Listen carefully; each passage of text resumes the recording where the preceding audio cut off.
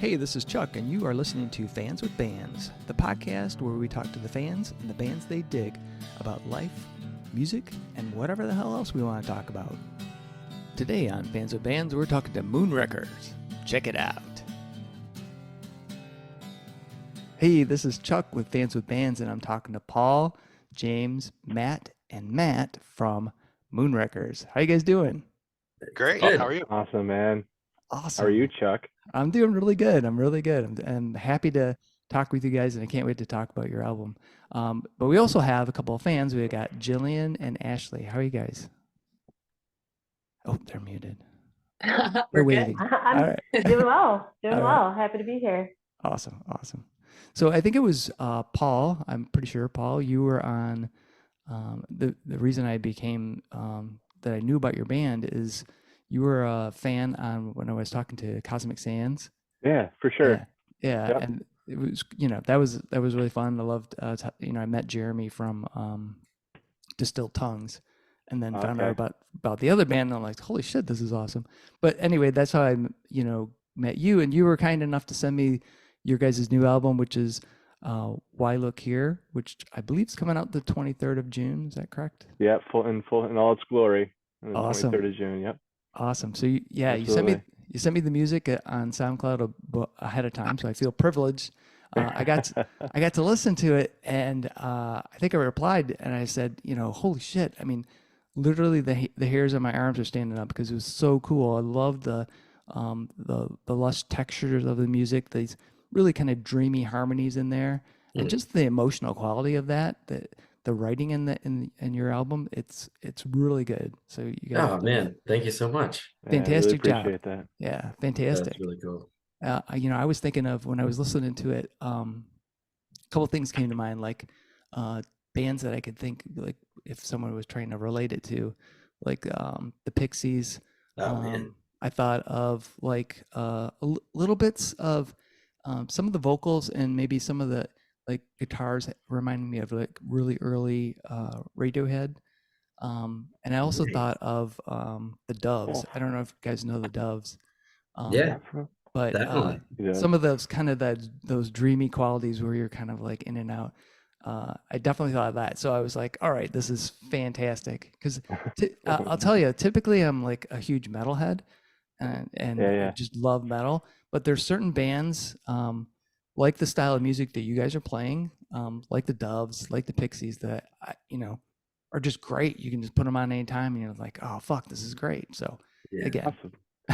I know That's I'm going very on and cool. on about it, but it's really cool, and I'm excited to talk to you guys about this. Oh man, likewise. Yeah. Absolutely. And we So, love metal too.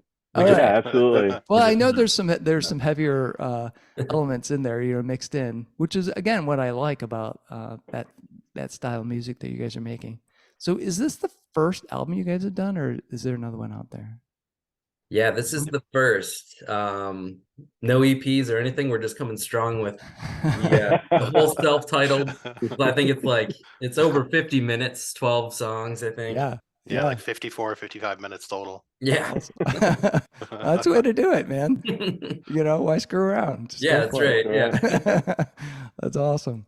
So I want to talk a little bit about the music. I know it's not out, so when folks hear this, they may not have it yet, but you will have some singles coming out. But I want to kind of talk about the songwriting and some of the influences behind it, and just start with some of the music itself. And one tune I really love was called Failures. And so I was curious, That's a fun like, one. if you could tell me the story behind that one, like, how did you guys, come about? How did you make that song, and what influenced its creation? I guess maybe I'll start. You guys can fill in at any point if I say something stupid. Yeah, so like all of these songs, if you can tell by the lyrical content, are pretty personal.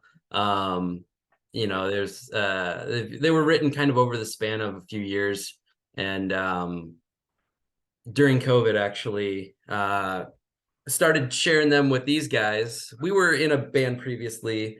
We were doing more covers before, and so during COVID, we just I don't know. I think we were just looking for inspiration. We were tossing around ideas, and then I was like, you know what? I have all these songs.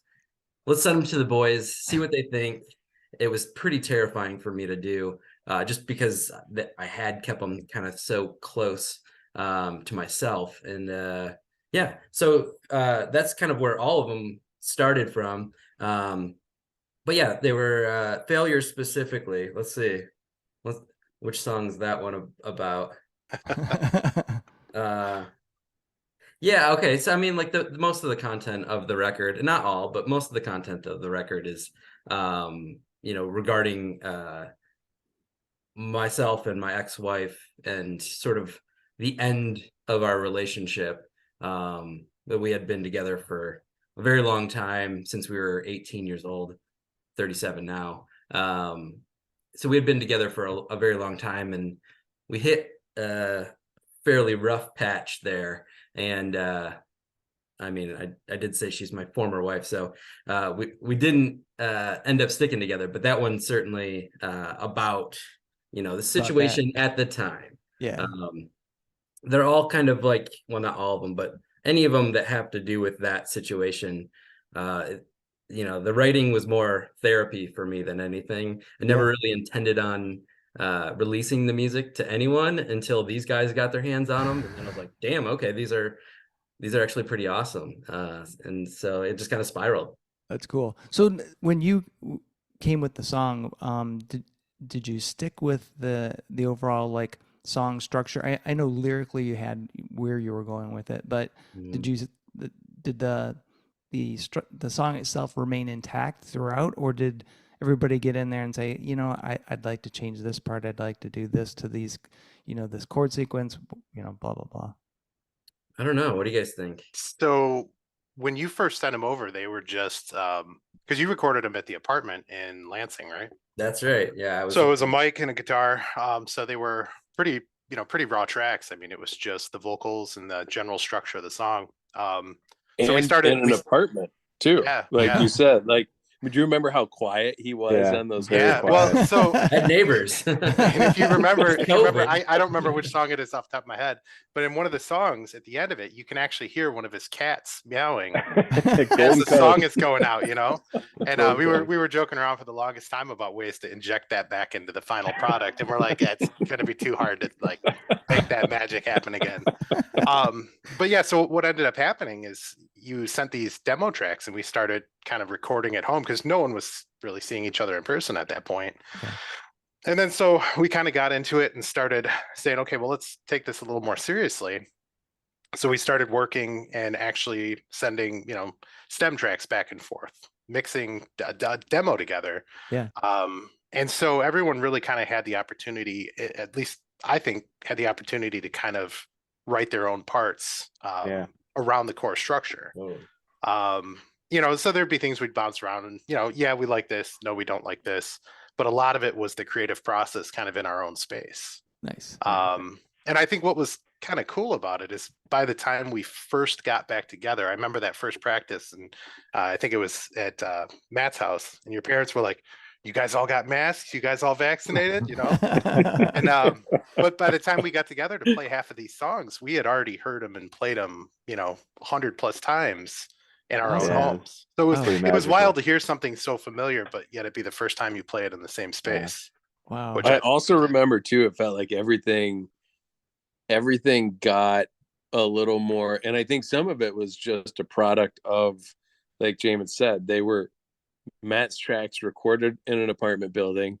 He's got to be quiet because he's got neighbors, and then so we're bouncing these around over the wire because we were in lockdown for half of this. Yeah. And then by the time that we do get together, I think things definitely, like some of the heavier parts that you hear in the album really came alive when we got together in person and had real drums and amplifiers pegged out and everything else that you could feel it. Yeah, the album, it got a little more aggressive in parts, which I think is a good thing. Yeah, for sure. And Failures is a fun one. Just to wrap up on this in your head now, but Failures is a fun one because it's got a cool rhythmic kind of pulse to it. Yeah. that it's almost difficult to count when you go into the chorus, but it's got like a couple of different feels to it.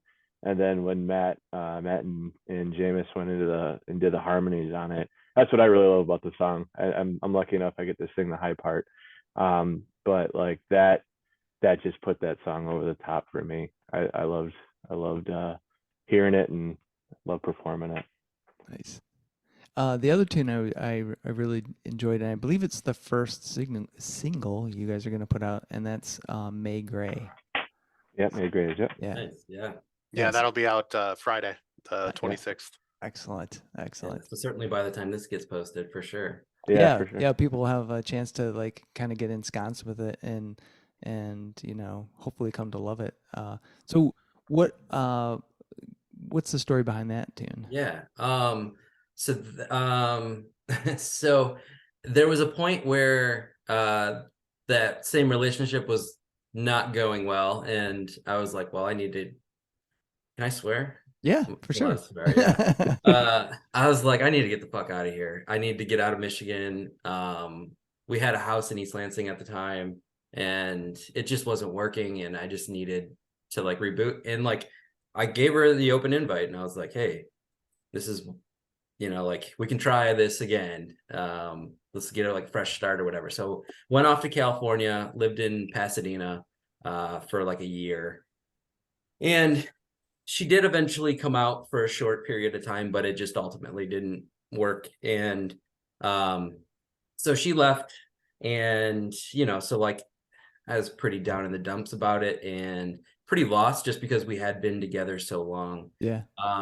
So like May Gray's really came out of like after she had left California, and I was out there with very little friends and support, and just kind of out on my own. And yeah, I mean, that's really what it's about. It was kind of like, well, I'm getting out of here. You're welcome to come. And it was just like my lonesome struggle to try and find my people, which ultimately I never really did, and ended up coming back. Awesome. Where are your people? Yeah. That's right. Yeah, my people are here in Michigan, so. Awesome.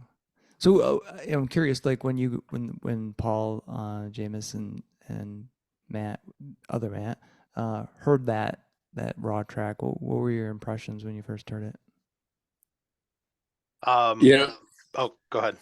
Well, I was gonna say, I think we kind of messed around with parts of this track when we would rent a music space at a little place out in Ypsi, and yeah, Grove Studios. All right, I know. Yeah. Yeah. Great place. And man. so, like we'd get together late at night, and I seemed like there are bits and pieces of this song that came from a jam session at Grove, and then I think everything just kind of seemed to meld together really well when hearing Matt's track.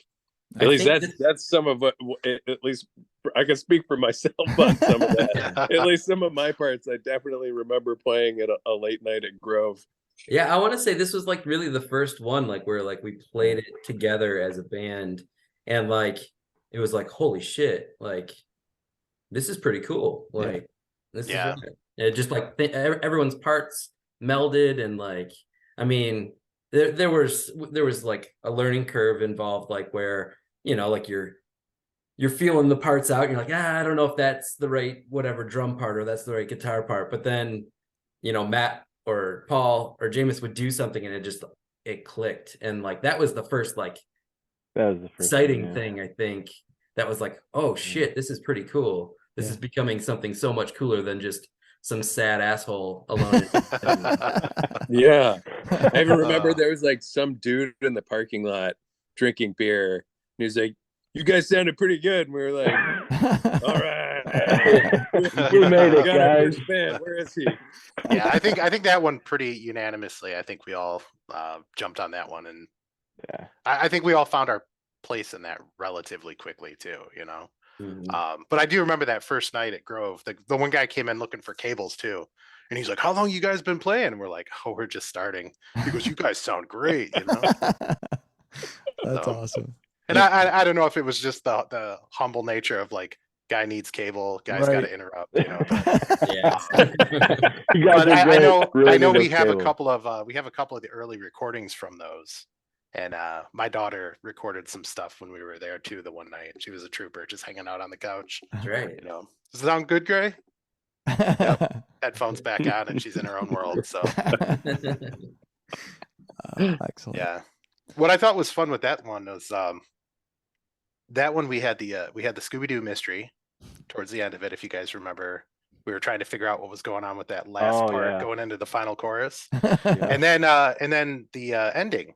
We came back to your original Matt's original demo for that. So originally the ending for that was just a big bombastic rings out, you know, and we're listening to it one night and we're like, Matt kind of chugs those 3 chords in the original tape that he did back in the apartment. And I kind of put it together and I sent it to the guys and I said, hey, we should try and do this, you know. And it kind of became this, you know, thing that we came back to, you know. And I was happy that we found it again. You know, it was something that wasn't there for the longest time, and it seemed to kind of round out the back end of that track a bit, I thought. Nice. Yeah, it was a lot of fun. Awesome. And Conkle's credit, the chorus riff that I was trying to do way too much, and then he's like, just play the damn octaves over again. and I was like, all right, so I did it, and so the whole band moves to a different chord underneath, and then I just keep playing the octave part, and it's like, all right, that rips. So credit where credit's due. That's Drummer pretty wrote much sweet guitar riff. Yeah, that's pretty much the story of Paul as a guitar player. Is he's so technically good that like he just has the tendency to just overplay, canoodle, cram it all in. Say it, Matt. The secret's out. Yeah. Less is more. It's Less all is good more, though. baby. I grew a lot on this album. I can tell you that. That's awesome. Yeah, for sure. We're super proud of him. That's super hard, actually. You know, because you know I play guitar, and back when I was in a band, I would like, you know, try to throw these leads in there that were just play the, you know, we were playing metal, but you're just trying to throw like 8,000 notes out there, you know. Yeah. And then you listen to a guy like Steven Wilson. Porcupine Tree, right? Yeah. And you listen to those guitar solos on there, and you're like, oh, that's what I want to do, right? Yeah. Play like that guy, you know. It's like, holy shit. Yeah. Even some of the stuff he did after he toured with Opeth. Yeah. Like Anesthetize. Yeah. Like for as long as that track is, it's just an absolute trip. I think it's 22 or 23 minutes long or something like that. It's and crazy. Every time that song comes on, I'll sit and listen to it start to finish. Love it. Yeah. My most favorite solo that is on that it's the album with it's a blue cover or white and blue. I can't think of the name of the album right now, but it's The Sound of Music. Oh yeah. Was that the same one with piano lessons? I can't remember. I'm gonna look it up real quick. But that guitar solo. Oh, that's from In Absentia. Yeah, that's what it is. Yeah. Yeah. That was a phenomenal album. Yeah, that guitar solo right there. Boom! Holy shit, so good. So That's anyway, awesome. Digressed into Porcupine Tree, but so on this album, which for each of you is your favorite song and why? Oh, shit. I know. Boom, Paul. Yeah, Paul, you're right. It's so hard. No, honestly, like lyrically and all together, it's probably Wake the Fuck Up. So it's the closing track. I've told Matt this. The lyrics hit really hard for me. And it's a slower kind of like, and it builds a little bit, but it's kind of airy too. Yeah. And I really like the way it turned out with kind of the huge come in for the chorus and then kind of keep it urethral. Is that the right word? Yeah. Right. Yeah. Ethereal. Ethereal? Not urethral. Urethral. Ethereal. That's a different hole, bro. But ethereal in the verses. So I'd probably say Wake the Fuck Up is my favorite. Let's Jamis, how about you? God, that's tough. I'm all over the place with it. for the longest time, I think it was May Gray's. Intuition has really grown on me a lot. Just it's got that like straight hard, driving vibe to it, pretty much start to finish. It gets pretty bombastic at the end. Yeah. And that was one I struggled with to find something, because I'm like, I'm not finding a place in there. Yeah. And then when I hit it, I'm like, okay, it's just simple and just ride it out and have fun with it, Yeah. So yeah, those two really kind of hit me every time I get to play them. All right. How about Matt G? Yeah. I guess for me, I don't know. It's like I'll say coping. Ooh. That's a good one. Yeah, it was one of the last ones that like I wrote, and it was specifically not about my divorce. So although like originally it was about, I mean, it is about it was originally called Coping Death, and we dropped Coping Death, and I thought it was a cool play on Creeping Death, but I was like, the lyrics, I was like, well, this could still fit, and Yeah. it kind of like the lyrics like leave it open to interpretation and can fit, Right. anyone's sad situation. But I would say that one. Cool. And Matt K. Oh, it's a tough one, because I think it's interesting hearing what everyone else says, because like as I listen to things more, you kind of like pick a different track. I think right now, maybe wake the fuck up, I think right now is what's doing it for me. I love the guitar work in it, if I'm honest. Like, it's just, I think Paul did an incredible job on that track. Oh, thanks. And so that's my flavor of the week right now. But if you ask me next week, I'll probably pick something different. Yeah. Well, and I was thinking of that when you guys were talking, because I probably should have said at this moment, because yeah, it's like It all changes. music, and every day you're, different mood, different situation, something else is gonna spark your interest. So, and that's the cool thing. And another great thing about this album, there's a little something in there for everybody, really. Any type of, whatever's going on. Even though, there's some, like I said, some emotional stuff in there. But cool. Absolutely. So let's kind of go back in time a little bit, at least for me. And like, how did the band come together? How did you guys form Moonwrecker? Beer in JD's kitchen. Is that where it started? I think so. I know we were over at Buddy's house one day and we were talking, and I think Matt and Matt G and Paul were both missing playing, and we were talking, and somehow it came up. I'm like, yeah, I played music growing up too, and I remember, like, I think it was Paul, you want to start a band? And then Galbraith, you want to start a band? And then the whole thing came, we hugged it out in the kitchen, and I don't think we talked about it for 2 weeks until Paul was like, well, I work with a guy who's a really good drummer. And, I think that's actually where it started for the four of us. Yeah, just Matt and I, Conkle and I we're jamming. We had fun. Oh, you play music? I play music. Sweet. Do you like Rush? I like Rush. Sweet. Let's do this. Yeah. Yeah. Let's play Rocket Queen over and over. Yeah, just Guns N' Roses until you bleed.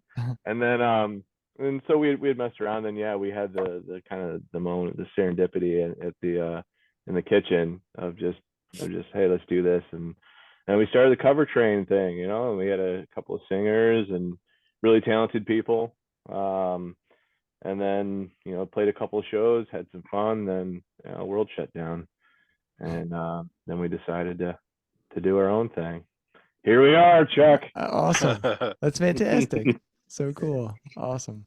So, I know everyone has their own evolutionary story into music. So, for each of you, like, what inspired you to want to play music? And there's it's kind of a two-part question, because lots of people play music. Not everybody plays in a band, and because it's a different thing, right? It's another wanting of the music thing. So, when you're answering, you know, like who, you know, could be who, a band, a song, who inspired you and to want to play, and then also be in a band.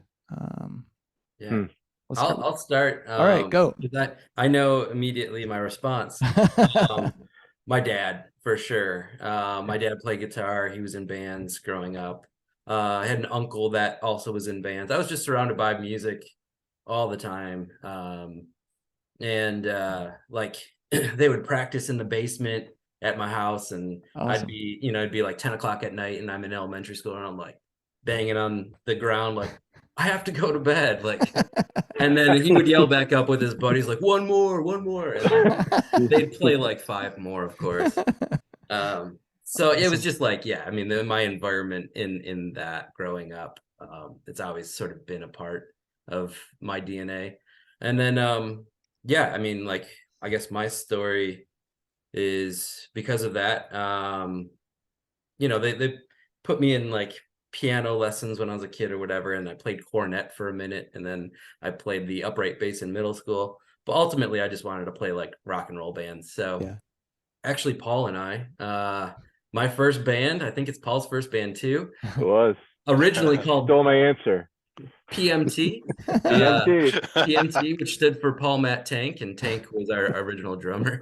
And then that morphed into the Ron Jeremy Experience, which was a ska band. Awesome. An 8-piece ska band. That was so much fun. And then, yeah, I mean, I just kind of bounced from bands after that. Like I was in like a screamo band, kind of more metal, post-hardcore. And then I was in like just a straight up punk rock band. And then I was in a band that I was fortunate enough where I got to like travel around a bit. We didn't make money really, but we made enough to just keep going from town to town to town. Very good band. Yeah, that band was called Monument. And that was more of like sort of like an indie pop rock type thing. And then, yeah, I mean, just growing older and, you know, like going to school and starting careers and stuff, like music kind of fell on the back burner. And then it wasn't until these guys came around that like really sparked, you know, new life in me, I guess. That's for music. cool. So, awesome. Yeah. Awesome. Matt K, how about you? Well, this is boring. I have the same answer as Matt.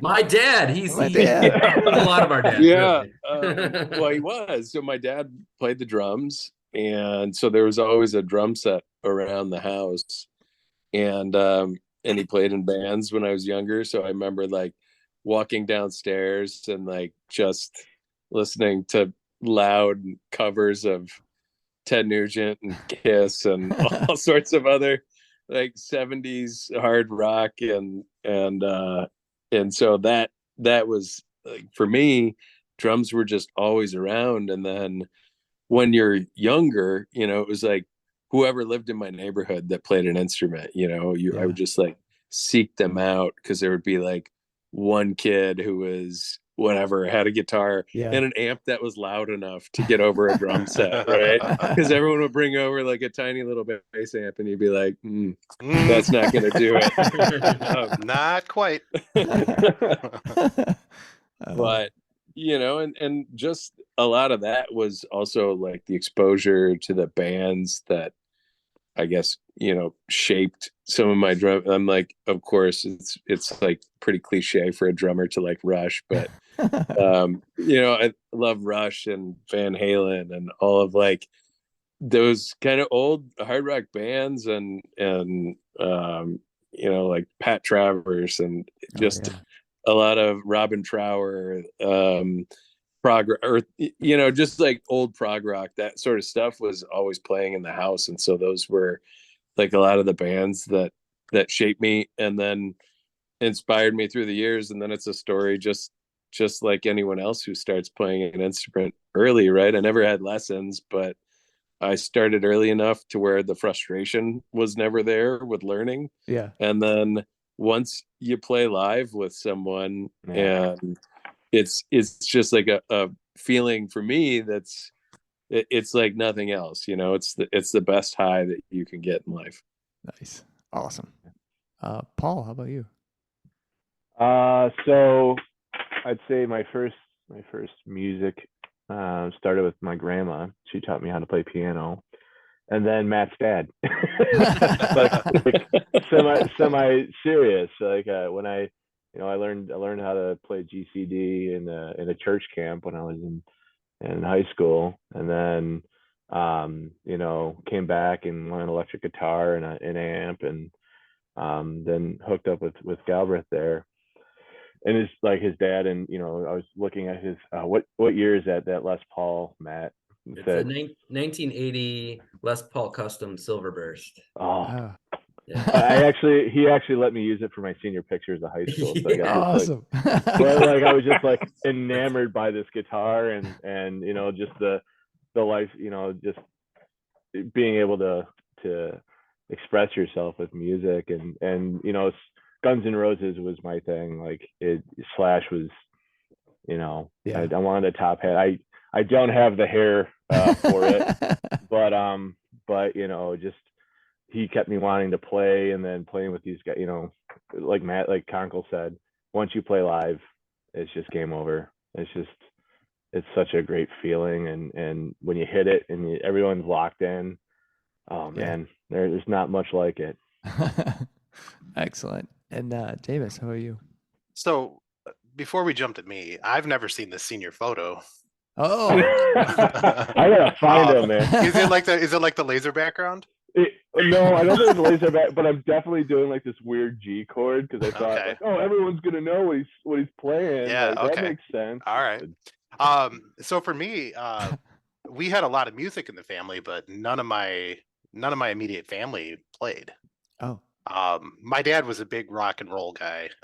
There were a lot of late nights, just like Galbraith had, where 2, 3 in the morning, Dad's still up listening to rock concerts. He'd be blasting the Wall, or some Yes album, or Robin Trower, like Bridge of Sighs. I can't tell you how many times that kept me asleep in school the next day.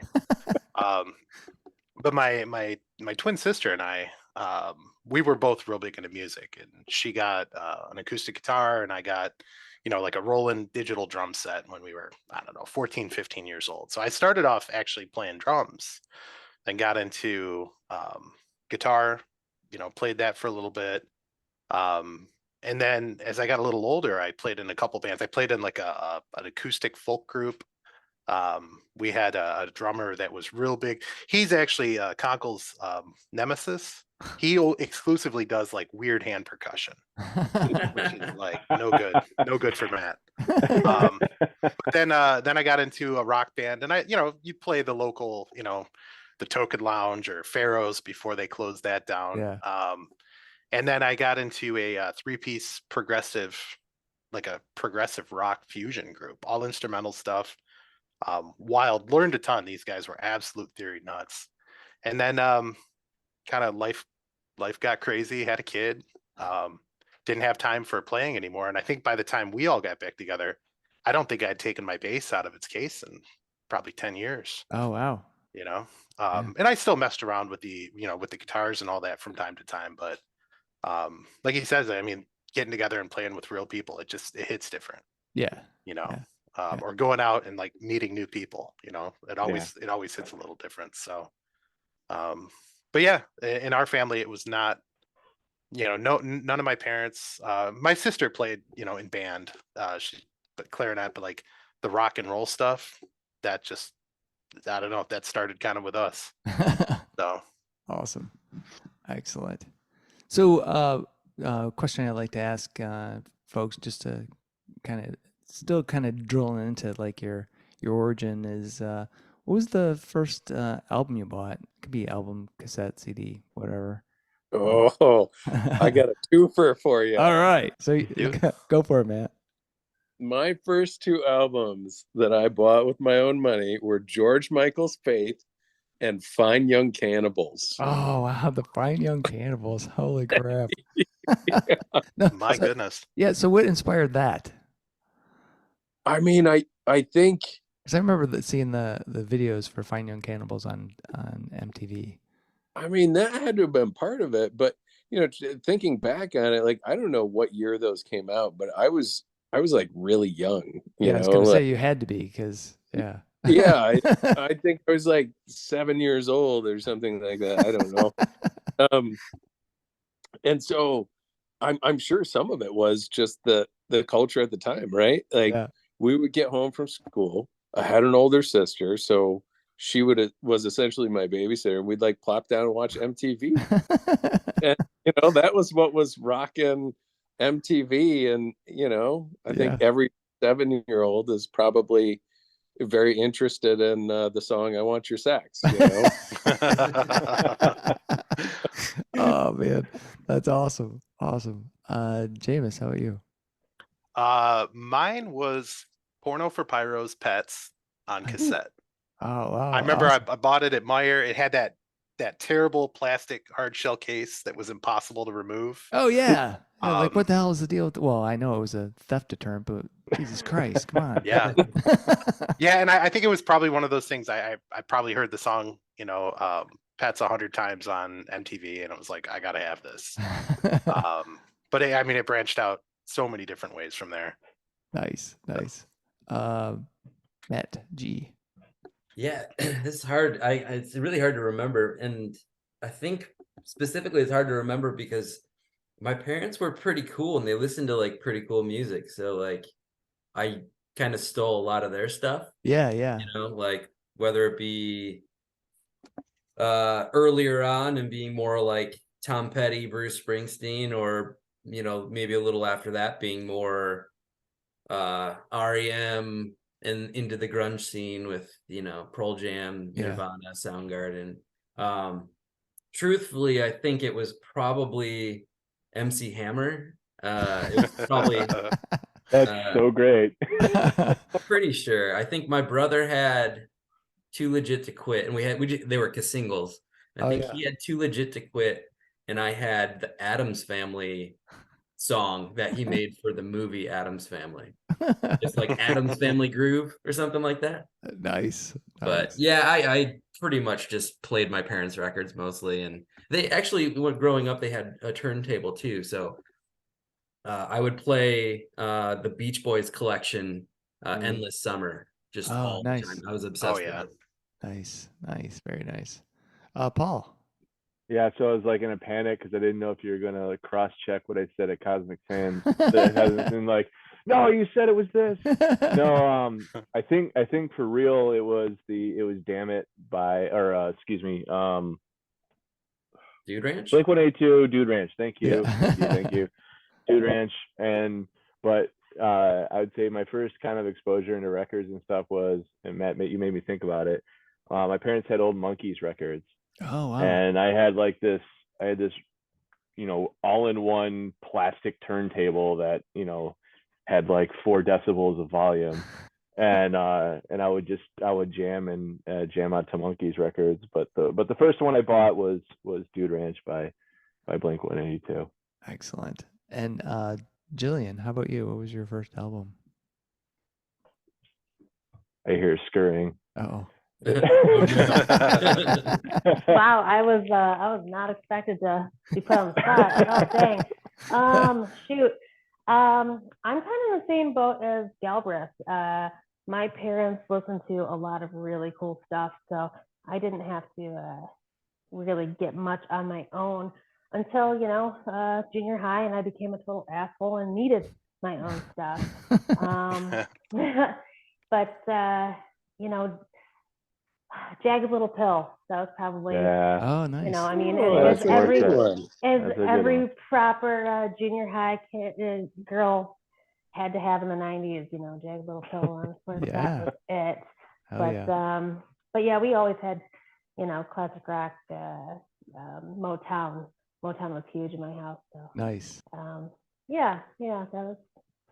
But That's Jagged Little cool. Pill in Green Day. Oh yeah. Dookie, yeah. Yeah, Dookie. That's a good album.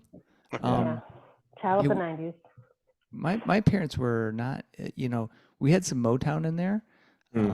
And my mom and my dad were like totally into like old school country too, which at the time, like as a kid, I didn't like at all.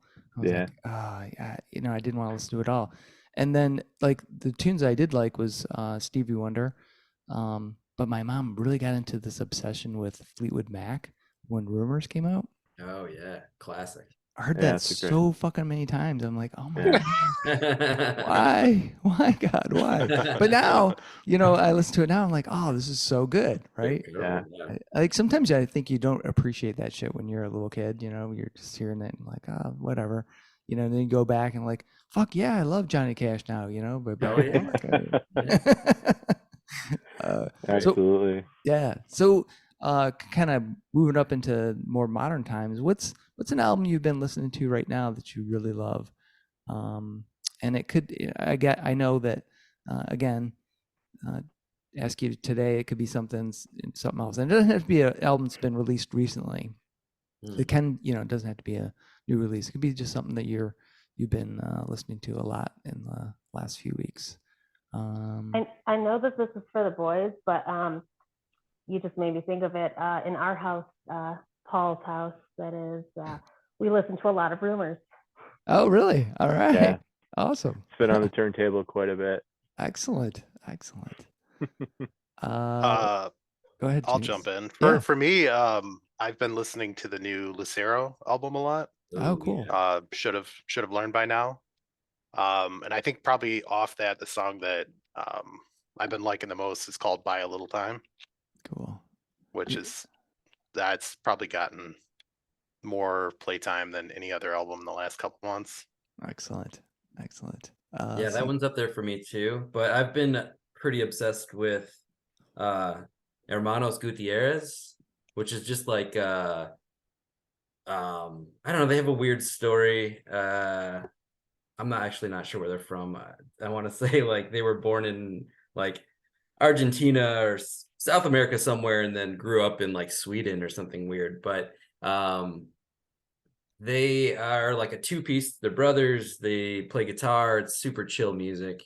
But a lot of cool like fusion stuff, like not like jazz fusion, but just like fusion of a lot of different genres. But I think the best way to put it is it sounds like, you know, the music that that would be to like spaghetti westerns or something. Oh, okay. So yeah, they came out with a new record, El Bueno y El Malo. That I've been Perfectly said. Yeah.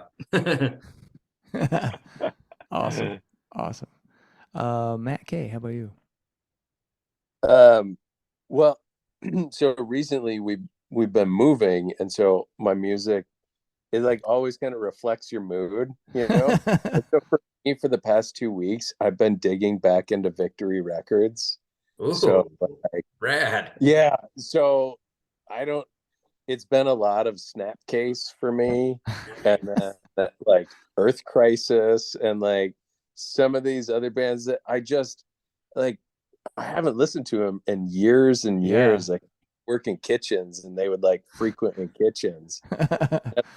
I heard Caboose the other day, and I was like, "This is it! Like this is my moving anthem." So that's been a record label of old '90s thrash. Awesome. And Paul, how about you? Well, as Julie said, it's a lot of rumors. Rumors, yeah. But also, you know, with the wee ones. I don't know if you've heard of Bluey, but no. But it's a cartoon show, and they actually released the soundtrack, which is a banger, by the way, on vinyl. So we spin that, and it's fun teaching the kids about the records and stuff. And but yeah, that, and then obviously test pressings. Just listening to over and over and over again. So yeah. Paul's our number one listener on SoundCloud. Absolutely. No, but like this like kind of snapshot of all of us. That's kind of why I love being in a band with all these guys, and like why I love like the parts they come up with, because we come from totally different musical backgrounds, even though it sounds similar. Our tastes are very different, and I think where we cut our teeth was very different. So it just like makes this cool fusion of styles in the end, that, you know, something I could have never produced on my own. So totally give these guys credit for making, the record what it is. Yeah, that's a good point, because it probably does reflect the depth of the music when I was listening to it, because I think if everyone was in the same wheelhouse, I don't know if you'd get some of those textures that you guys have captured. Yeah. So yeah, that's cool. It was such a journey. Like I remember, Jameis is talking about, I don't know where to go with intuitions.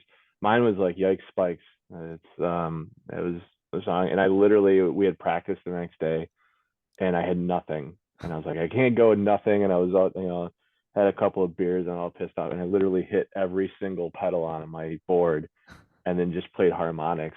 And it's like, dude, it's screwing around, and then that's what ended up, showing up. And so it's one of those things where sometimes just a little bit of angst or just stress can lead to fun stuff, because I didn't want to let the boys down on a Saturday. Awesome. So if you guys could go anywhere in the world to play a show, Oh boy, where would you like to Ooh. go, and who would you like to have on the bill with you? Whoa. oh shit. That's a great question. So let's, Jameis, how about you? Let's start with you. Oh man, anywhere in the world. Yeah. I don't know. We always joke around about the whole Madison Square Garden, but I don't know. Like I'd really love to play somewhere in Europe. As far as who to have on the bill, man, I have living or dead. I mean, that's the other question too, right? Yeah, no, it could be either. It could be anything. Double Three- back to me on that one. I All right. need a minute to All right. process. All right. Who's ready?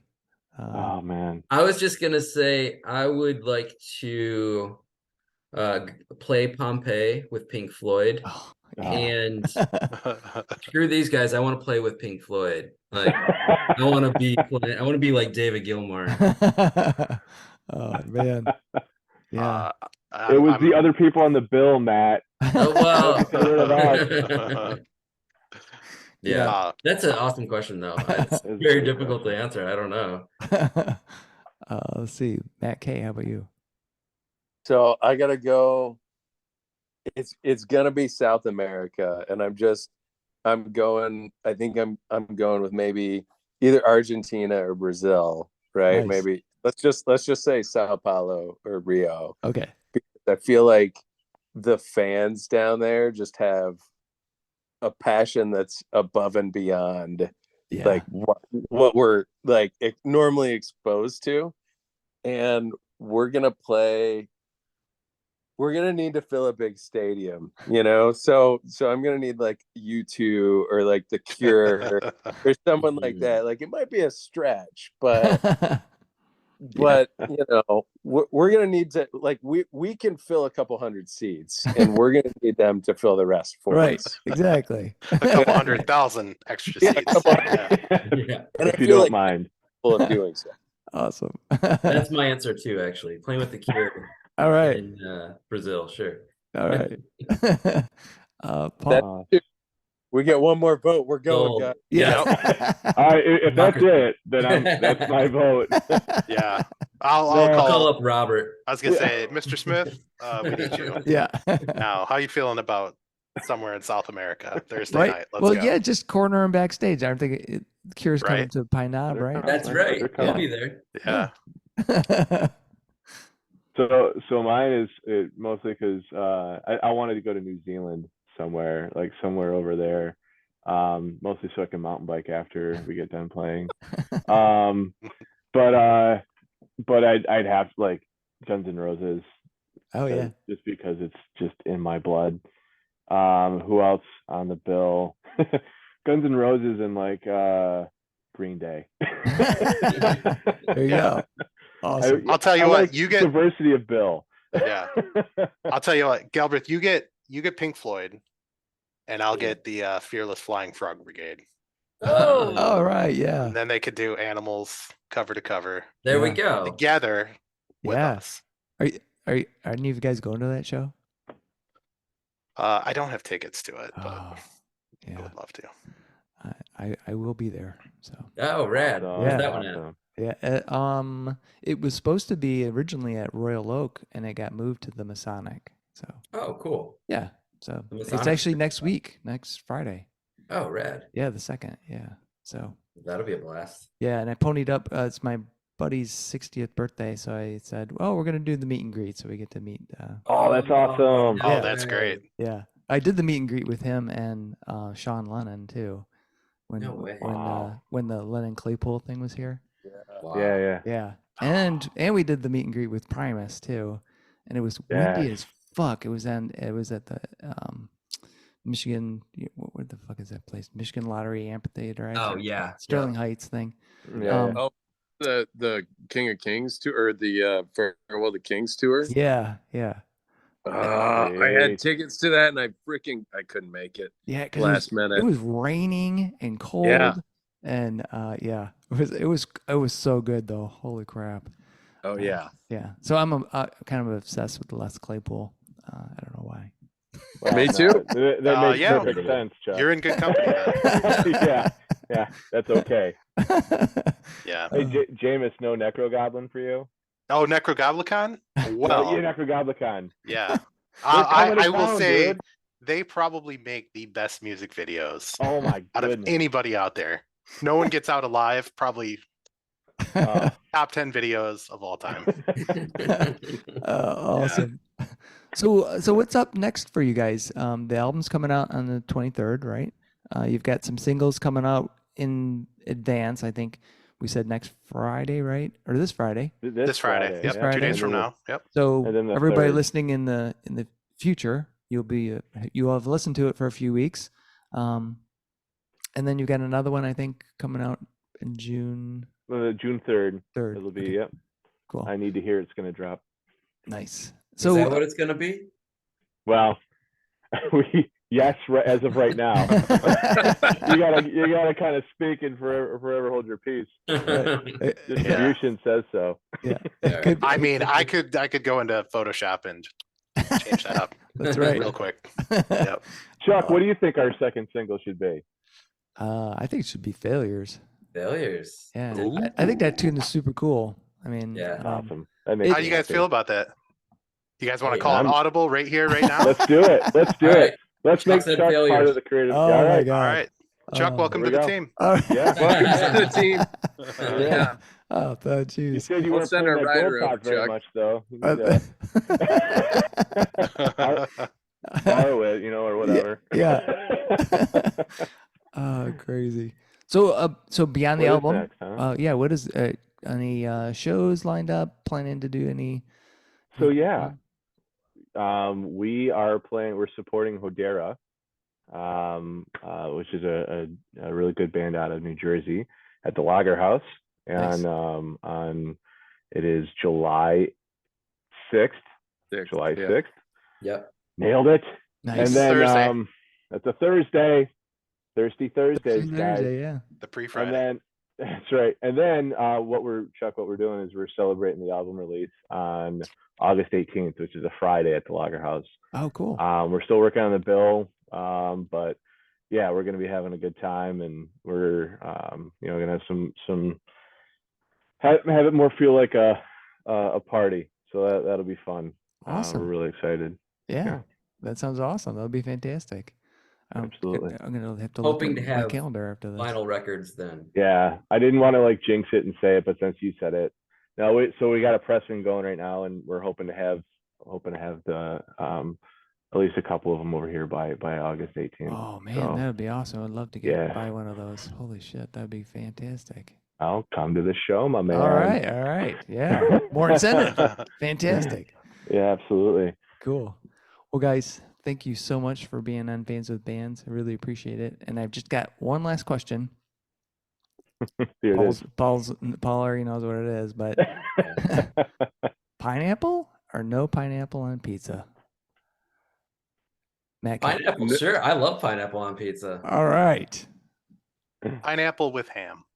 Nice. Oh, okay. Nice. Conditional. Matt K, how about you? I'm a no on No. pineapple on pizza. Yeah. Not a hard no, but like because even if you pick it off, there's like still that like, residue. Oh, you're like, The I know juice. what was here, Yeah. you know. Yeah. But I don't need fruit on my pizza, you know, like that. I feel like you're making a health food decision on a pizza, which is that's not okay with me. So are tomatoes fruit? Like how do you right, yeah. how do you square that, bud? Yeah, and bacon is a fruit too. Don't complicate this for me. Backpedaling got again. real, Think man. fast enough. And, All right, I got one for you now, Chuck. go ahead. Is cereal a soup? Ooh, Oh shit. cereal a soup? That's a great question. I'm going to steal this. Cereal a soup. I would say yes, it is soup because it's a cold soup like a gazpacho, but with a milk base. I mean, milk is used for soup. Yes, cereal is a soup. Yep, and I would say the What? best cereal soup is peanut butter Captain Crunch. I'm with you. Oh shit. And Yeah.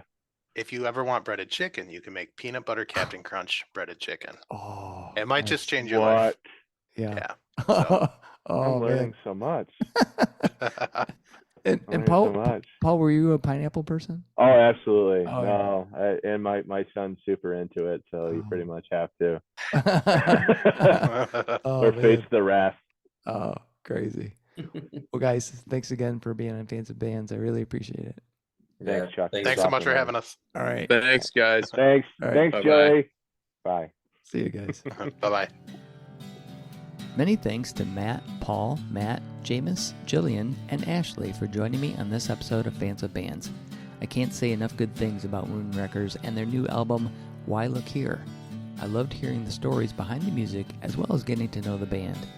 We talked about music in general and what they've been listening to recently. As always, we were wrapped up with pizza. Moonwreckers Why Look Here is out now. Be sure to get your copy. You can check them out live on July 6th at the Lager House in Detroit, Corktown. See the show notes for all the details and links. These are tough times for everyone in the creative industries such as music. Your support of live streaming, purchasing music, and merchandise is critical. If you can help out your local artists, please do. If you are in the Michigan area, consider following the Playing in the Detroit Area Tonight Facebook page. It is a place for fans and bands to support each other and share our combined love of music. Thank you all so much for listening. Be sure to hit subscribe on your favorite podcast service to get each and every episode of Fans with Bands. Spread the word by rating the show and leaving a comment. We want to hear what you think. You can keep in touch by following us on social media. This is a Life in Michigan production. Until next time, be well and kick out the jams.